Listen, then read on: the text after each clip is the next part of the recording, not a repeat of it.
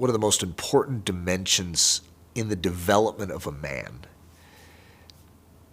I think it would be surprising when they would hear me put humility right near the top.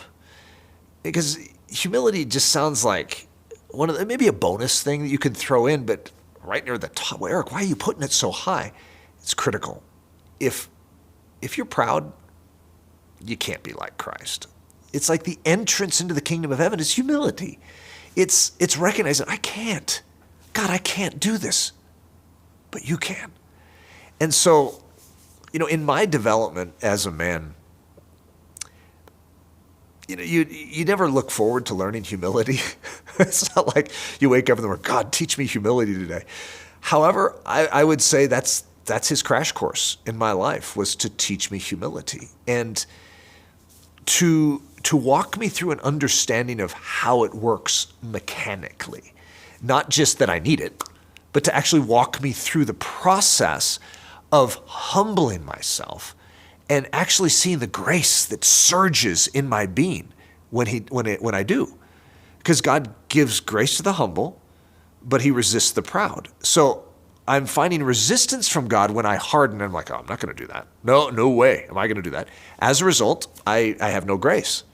But when I say, God, I'm willing, I get grace. And to learn that mechanically is so critical in my development as a man, because a man has to function by grace. If a man functions by his own willpower, his own determination, his own grit, he will fail. But if a man functions by grace, nothing can stop him. So I remember one of my initial stories with this. I have some really funny stories that go with this. I remember, in fact, right when I first met Leslie, she didn't hardly know me at all, but we were sitting near each other in a church service, and I got up and shared this story of how I had picked up a homeless person on the street, and they were way away from home, and I said, hey, can I do anything for you? You can take me home. And so I drove them home, and I shared the gospel with them. And I didn't lead him to Christ, which, as I sort of realized that as I was sharing the story, it's like, this isn't a very good story. I mean, it doesn't have a good ending. I like telling good stories, right? So I embellished the story, and I prayed for him at the end, which is true. And I said that, I held his hand, which is true, but then I said that he squeezed my hand at the end.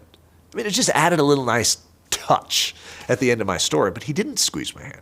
So I sat down, and God, in his ever-sensitive way, he was working me. He was teaching me. He was very close to me in this time as far as his Spirit's governance over everything I was doing and saying.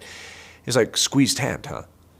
Like, oh, God, well, I mean, it wasn't maybe a squeezed hand, but it was a good story, right? And I mean, he was just all over that, sort of like, Eric, let's deal with this. Like, I can't deal with this. I mean, what am I going to just stand up in front of the church and say that wasn't true? Yeah. What about this girl next to me I just met? I mean, she's going to think I'm a total idiot. Yeah. Eric, you willing to obey me?